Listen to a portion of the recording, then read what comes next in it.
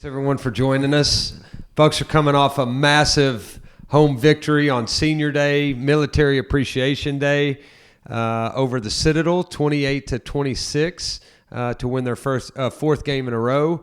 We're joined today by junior tight end Charlie Browder, king of Kingsport, Tennessee. Thanks for joining us, Charlie. Thanks for having me, Coach. Yeah. That was beautiful.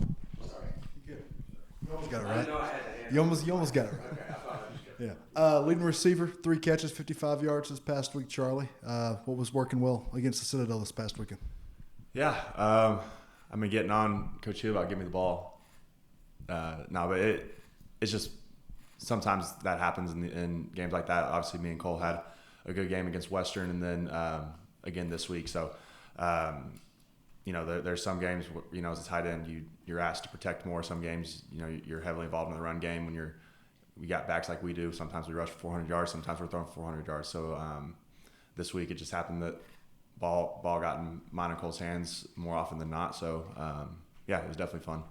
You've had a few days to digest the win so far. What sort of came over you guys on field? What was the atmosphere like when that clock hit 0 and you guys realized you capped off the season with 4 consecutive wins? Yeah, definitely feels better to win than to lose. I think personally, I probably hate losing more than I love winning. But to end the year on a high note, winning 4 straight, especially with what me and these guys have gone through this year, was really big to cap it off with a win streak and going into the offseason with some momentum. You got 9-10 months to keep the feeling from the last game, so it's good to have that feeling be good with a win.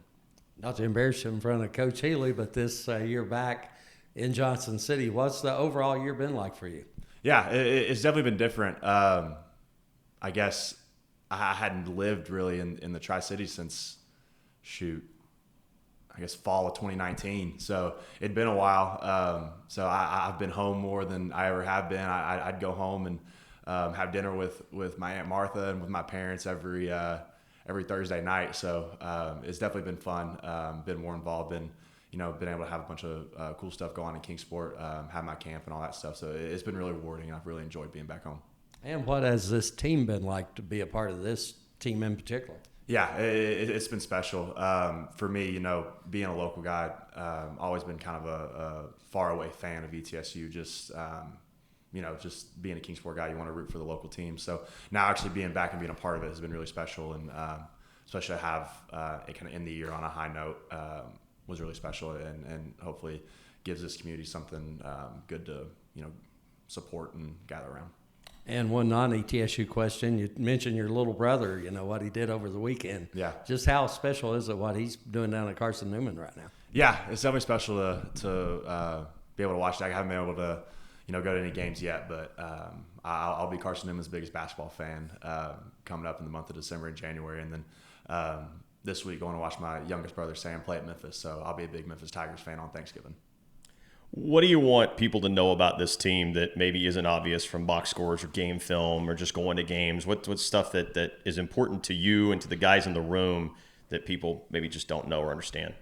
Probably just the way we battle. Obviously, you look at the scoreboard, and if you watch the games, this is a team that very well could be 11-1. And sometimes the ball doesn't bounce your way. We're probably 7 plays away from having a different feeling today, but man, we just battled all year long. You lose close game after close game, and you come in on Monday and it's the same energy. Like that guy over there is yelling at you about juice, having you hug your brother, and it's the same day in and day out. And I think just the way this team came together through the course of the year, I think if we don't have those scars built up from those early games, I don't know if we beat Western, I don't know if we beat the Citadel, you know what I mean? So I think just what we went through as a team and the way we battled is something that this community and this school should be proud of. Has this met your expectations? Is it different from what you expected when you signed on with the program back in the winter? I think it's met my expectations. I've really enjoyed my time here. I didn't truly know what to expect coming here, obviously, but man, I think everything's been great. I've really enjoyed it. Obviously, 7-5 wasn't the goal, but I think with just like I said before, the way we battled, the way we we fought back, towards the back half of the season. Really puts a smile on your face and makes you proud to be a Buccaneer today. All right, just to embarrass you guys a little bit more too. It's your first year under Coach Healy. It's Coach Healy's first year with the Bucs. What's that relationship like? What's your first impression of him as a coach and your biggest takeaways? It's been great. I know back in the summer I told him my first ever recruiting visit out of high school was to one of his first junior days at Charlotte. So I've known Coach Healy a while, and he's grown and I've grown a lot since then. But it's been great. He everything that he told me when I was on a visit here is exactly what I got, and it's been an honor to play for him, and I've been truly blessed to be coached by him. All right, time for a fun question. Thanksgiving on Thursday. What's the must-haves? What do you got to have on your plate? So this year's going to be different for me. My youngest brother plays offensive line at Memphis, so they play Navy on Thursday. So we're going to be at the game, so I guess there'll be a bunch of tailgate food. Since it's in Memphis, probably barbecue. Last year, we switched from turkey to steak because my dad and me and all my brothers, I don't know if we've mastered it, but we've gotten a really good steak on the Blackstone. So we switched from having turkey to steak. So that was a big change for us. But I love mac and cheese, love green bean casserole, kind of all the classics. So I think Friday we're going to have a good kind of Thanksgiving meal. But this week, looking forward to some Memphis barbecue. Any more questions for Charlie? All right, thanks, Charlie. Appreciate it. Yep. Thank you, guys. All right, Cook. I know you had that skill. I know, right? You look.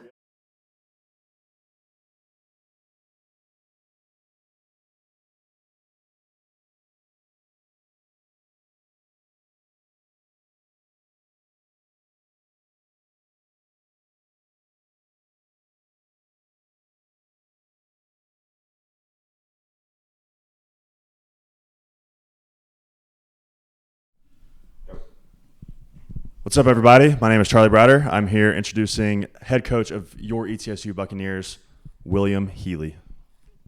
Thank you for the intro. You're welcome. Very, very, you're a natural. I just want you to know that. Appreciate y'all being here again today. I know that we'll get some opportunities to be able to talk about the year and special day Saturday, emotional day Saturday, really an emotional week last week. Just really proud of our guys and how they finished the year and what they fought through and how they stuck together and really, just the experience changes, because winning is such a big part of it. And so the way these seniors were able to walk out of here and hold their head high and feel really good about what they've done, the way they were able to, kind of put themselves in the history books in a lot of different ways of this program. And I think their fondness and their memories of this place because of how they finished, that obviously changes when you win the last four. So some really cool individual performances and results from the season. Talked about Devontae eclipsing the 1,000-yard mark, being top 5 in touchdowns in a season with 13. Top 5 in receptions in a season, eclipsing the 600-yard mark. Ewan second in scoring with 49 extra points. Ty Anderson having a career day with 14 tackles. So there were some individual accolades that I think are worth noting, and to win 4 in a row. We talked a little bit about we took 2 knees at the end of the game for minus 14 yards, which cost us the all-time yardage offensively in the season. So the offensive staff's not very happy with me right now, but it was more about winning the game than it was winning the statistical category. But there were a lot of offensive records, obviously, that we were, in the top 5, and which is crazy to be able to say, obviously, with our quarterbacks being in and out and what we went through there. For us to still be able to put some statistics up like that says a lot about that offensive staff and those players. But very, again, like I said, rewarding year, very proud of them. Sick that you're not practicing today. Sick watching the selection show yesterday. I was kind of watching it in and out as we had some recruits that were on campus, and I was having some of those meetings, but didn't meet what our goals were and expectations were. But again, for them to finish the way they did is really impressive, and I think is unique in college football nowadays. So a lot of work to go to prepare for next year. That's where your head goes to now. We had our last team meeting with our seniors in it this morning, and I told them it was a selfish decision because I just wanted to be with those seniors one more time. And, and then you got those guys stand up and leave, and, a lot of stats, a lot of production, a lot of leadership is leaving when those guys stand up and leave this room. So we got our work cut out for us to put another roster in place for this next season so that we can accomplish what our goals will be. Bring up obviously the roster. Where is that at right now as y'all obviously get set for another recruiting weekend this upcoming week? Yeah, I mean, my expectation, I think every year in this is that you're going to have to replace about half. I think there's a combination of your seniors when obviously you have 25 of those guys walking.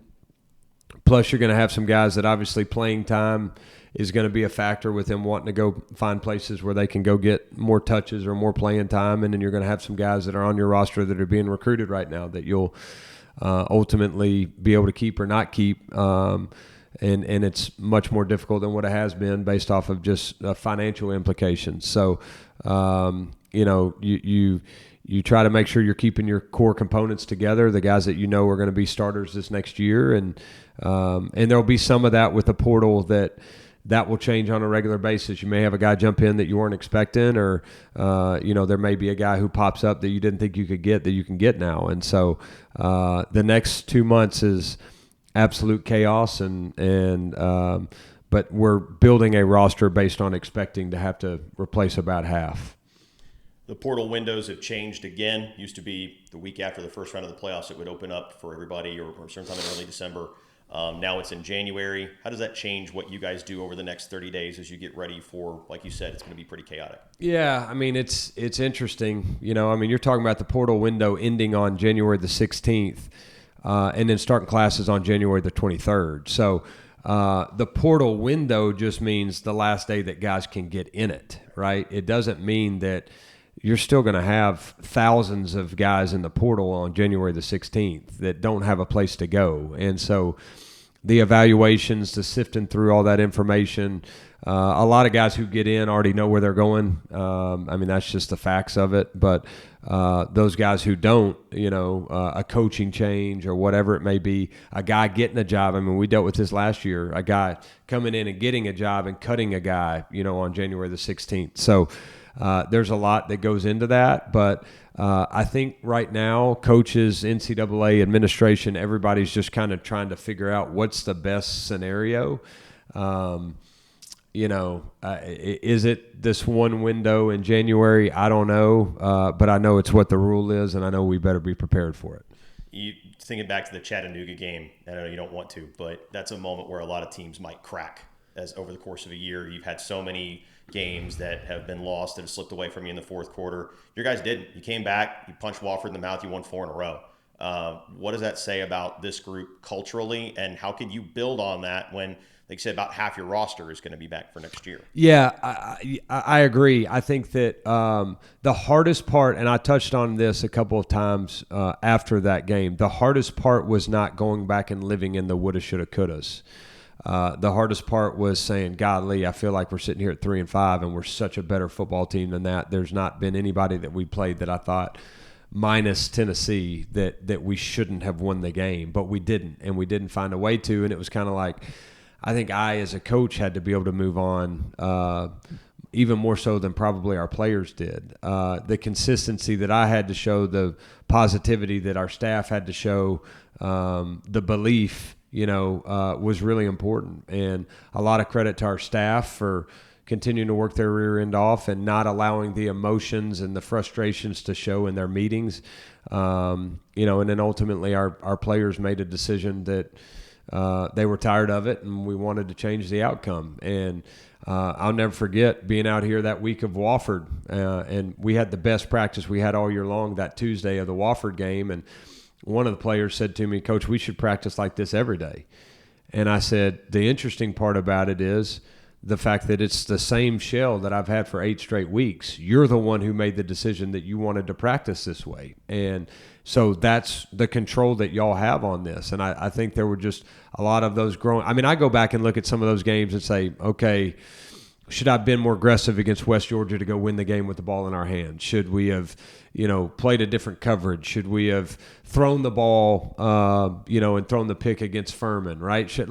All those type of things, I go back as a head coach and evaluate how did I handle them, and then you learn, hey, it didn't work out, but it was the right move, or I should have handled this situation better than what I did, and. The unfortunate part about it was there was probably some growing moments for me about this team and about this staff through the year that I take responsibility for. But the positivity and the being really proud of it is the way they've responded and stuck with it.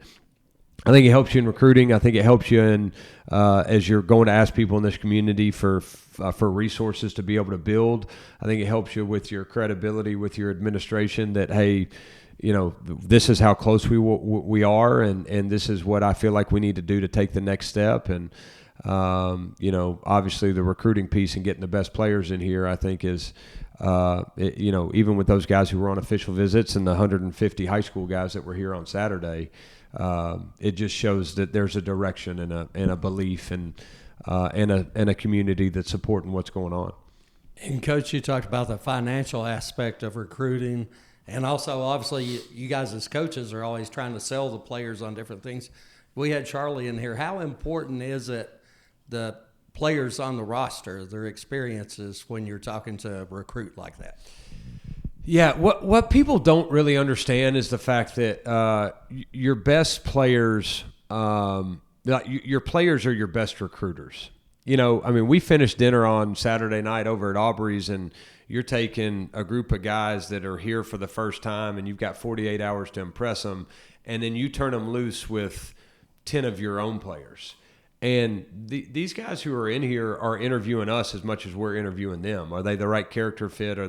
They're doing the same thing to us. One of the guys that we really want that was here this past weekend during the game went to the student section and was asking students here about what their experience is like at this university. So it's so important. And whether it ends up being the reason that you retain a player or not, you're still going to make it really hard for them to leave if they feel like they've been treated right, developed right, and they're at a place that truly cares about winning football games. They're all buddies with people at other places. So they're always going to know what you have versus what you don't have. And they're always comparing that because they always feel like the grass is always greener on the other side. In my opinion, the biggest misconception in college football nowadays is the fact that you don't need nutrition, facilities, a locker room, offices, meeting room, how you travel, that stuff doesn't matter anymore, that you can just give them money. Listen, I promise you, they'll find a way. How we traveled this year, I thought was first class. And we had a bunch of guys who talked about that, the hotels, the meals, and it all goes into an experience where they feel like I'm at a place that cares about football. The people who are saying it doesn't matter about those things probably already have them and do them, right? They've already got a football building. They already travel, the night before the game and stay in nice hotels on this certain number of buses. They already feed their guys. They already do summer school the right way. So there's a building process of this place where you're in the middle of trying to be great at both. We've got to build from the facilities, from the day-to-day operational side, and we've got to build from a roster. But I don't feel like you can build just a roster and skip the steps of truly building a program. And that's what I believe in. Whether that's right, wrong, or indifferent, I think we have a lot of guys who we will retain players we probably shouldn't retain because they believe in the direction of this program and because their experience here has been really good. Coach, going back to last Monday's press conference, you mentioned how you're giving a lot of these seniors the opportunity to come up in front of the team and talk about what advice they have moving on for the upcoming guys, especially today's morning meeting. What were some of the biggest messages, and were there any guys that kind of surprised you with what they had to say? They were all really good. You know, they were heartfelt. They were bigger than football. They were relationships. And I mean, I bet we had 5 of them that got up here and talked about, I'd kind of lost my love for football. I'd been in a situation that, you know, it became political, or I wasn't playing a whole lot, or I, you know, didn't feel like my coach cared about me, or whatever the conversation was, right? And to see how they're ending their career with the love back for football, with the fondness of the relationships, with, you know, an experience that, I mean, we got 25 guys here on Saturday, and I bet you I'll take 20 or over on the number of guys that if they could pick a homecoming, they'd pick this place.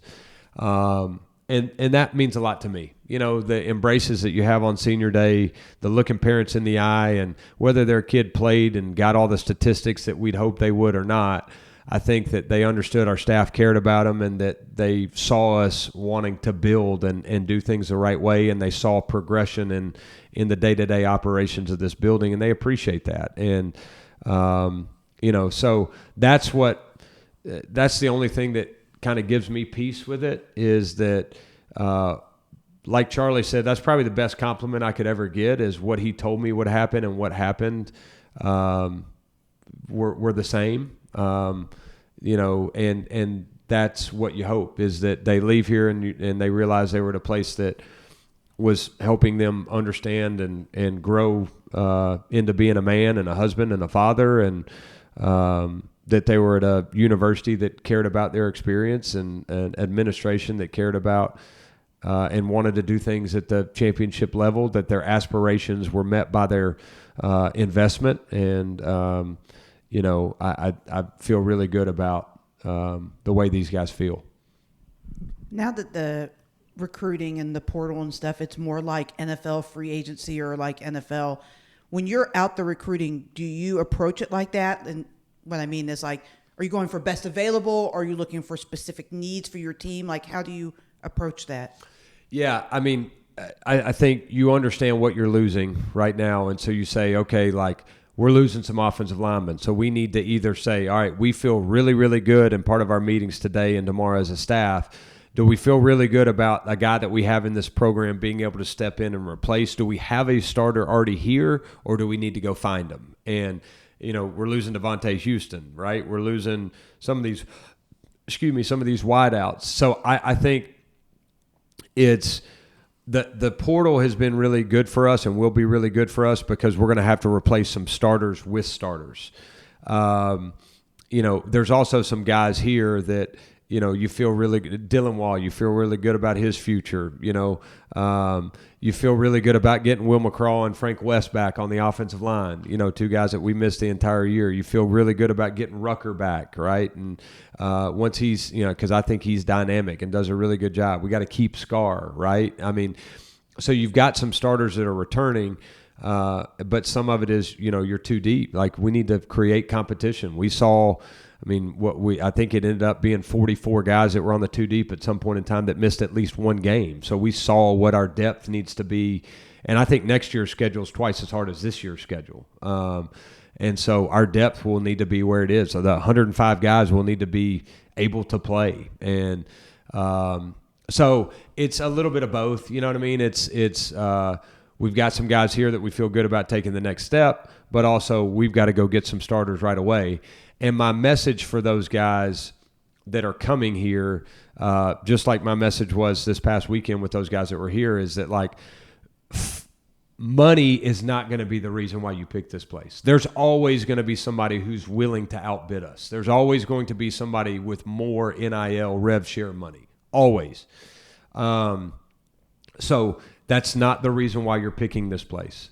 But when you do pick this place, I want to do everything in my power to make sure you want for nothing, right? Like, that's the I want to make sure that we've got the rev share and the NIL where it needs to be, so that we can keep some of the guys on our roster, so that the guys who are coming in, I'm not worried about housing checks or meal plans or if they want to go spend money on Christmas or a birthday, right? That life is really good here, and that's what you're working on building. And so, but our work's cut out for us. Those guys stood up and left the meeting today, and there was a lot of production that walked out of here.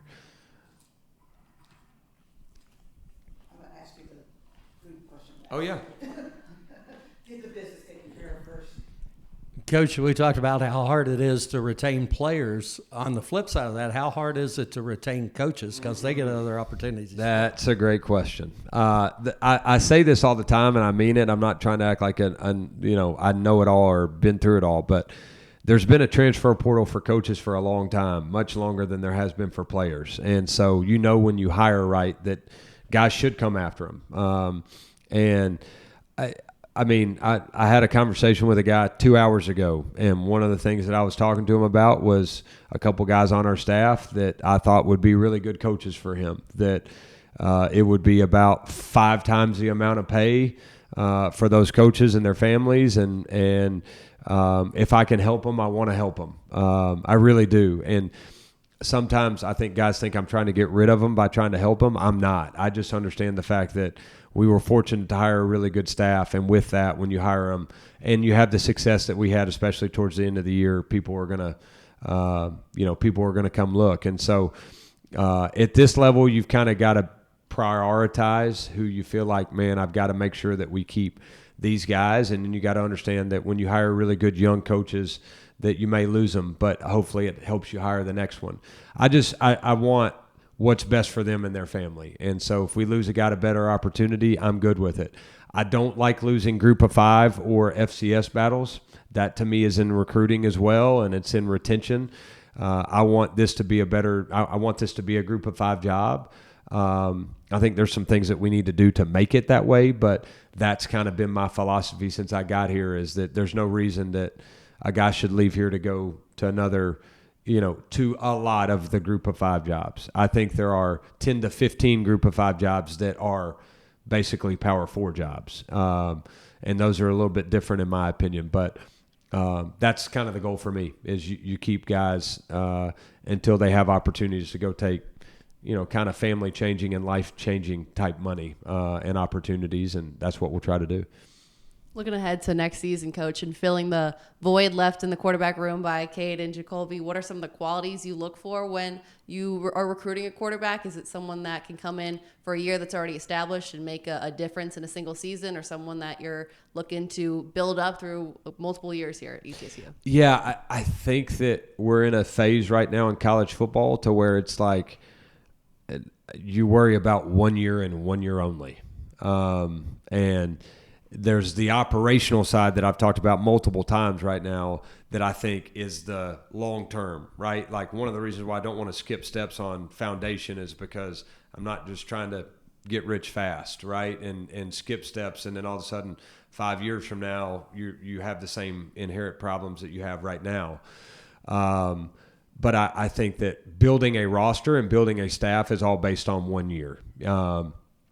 And so if it's a quarterback with 3 years, if it's a quarterback with 1 year, if it's a quarterback we got on our roster, I'm worried about how do we find ways to put the best roster together for next season. And, I think that, honestly, with what's going on with the portal and what's going on with NIL, I think that it's made it it's made it easier for me to feel that way, I think it's also been more.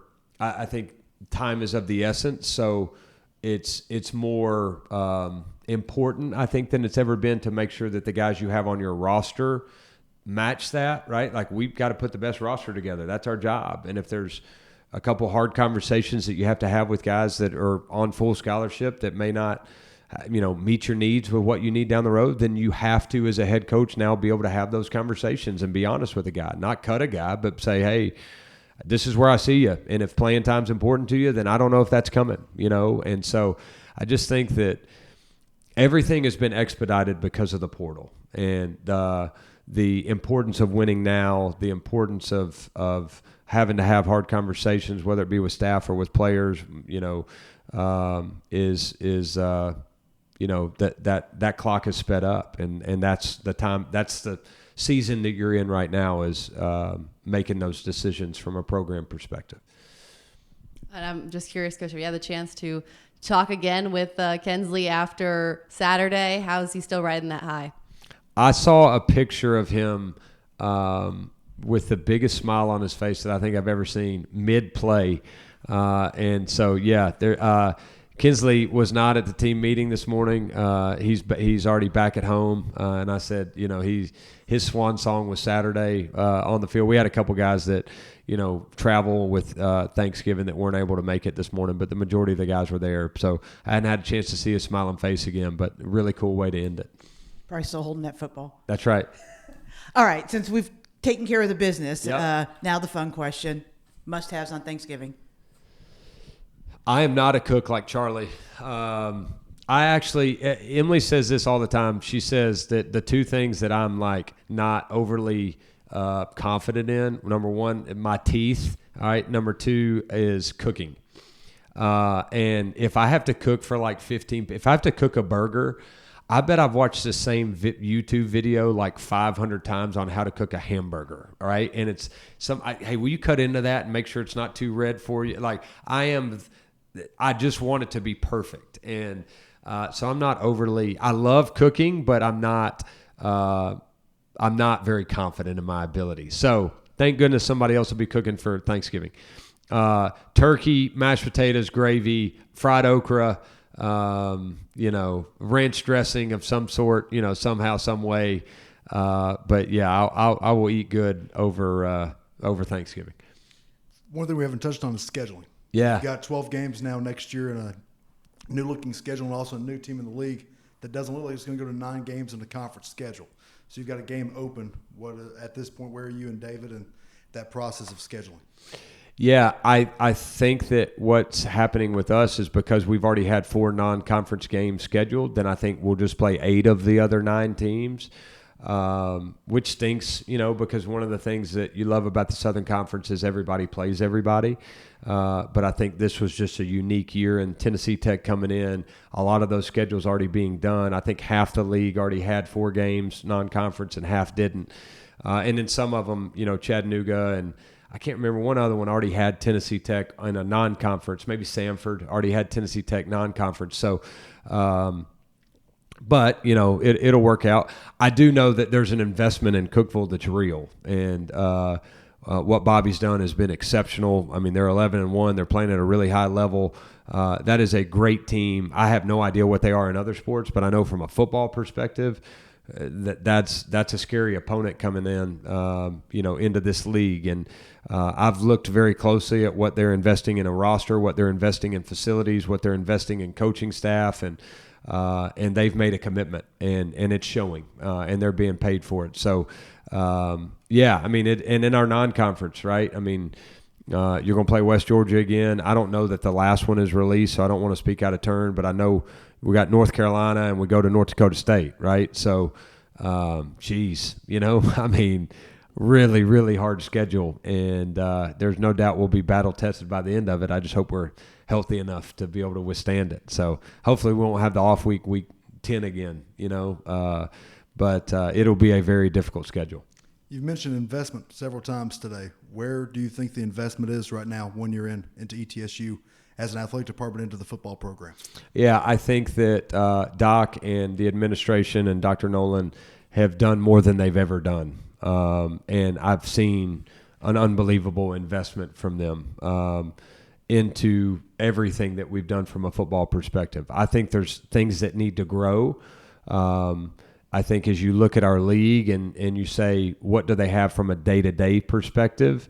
Like we're still, you're talking about a program that's played football for the last 10 years, right? And so there's not the longevity. I mean, it was, 12 years where they weren't talking about a football building or a team meeting room or meeting space or coaches' offices or whatever it may be. And so, very proud of the investment that's been made. I think there's a lot that we need to grow. And then I think you hope that you're at a point 2 years from now where you're saying, okay, we've got the day-to-day where it needs to be. We've got these facilities, we've got this nutrition, we've got this, from a personnel or from a staff perspective. Now we can focus all of our means on revenue share and NIL but I just, right now you're kind of taken out of both pots, and that's the difficult part. But yet I just don't think you can overlook it because they still matter. When we have a guy who comes in here on a visit, we show them this, right? We show them this stadium. And the ones that you have around this league and around this country who know this place, these guys come in here prepared with questions. Where's your team meeting room? Where's your football office? Where's your right? And you can tell the other coaches that are recruiting them who have maybe worked here or been here before there are no secrets anymore, right? And so those are the things that we got to be committed to building if we really want to be national championship caliber.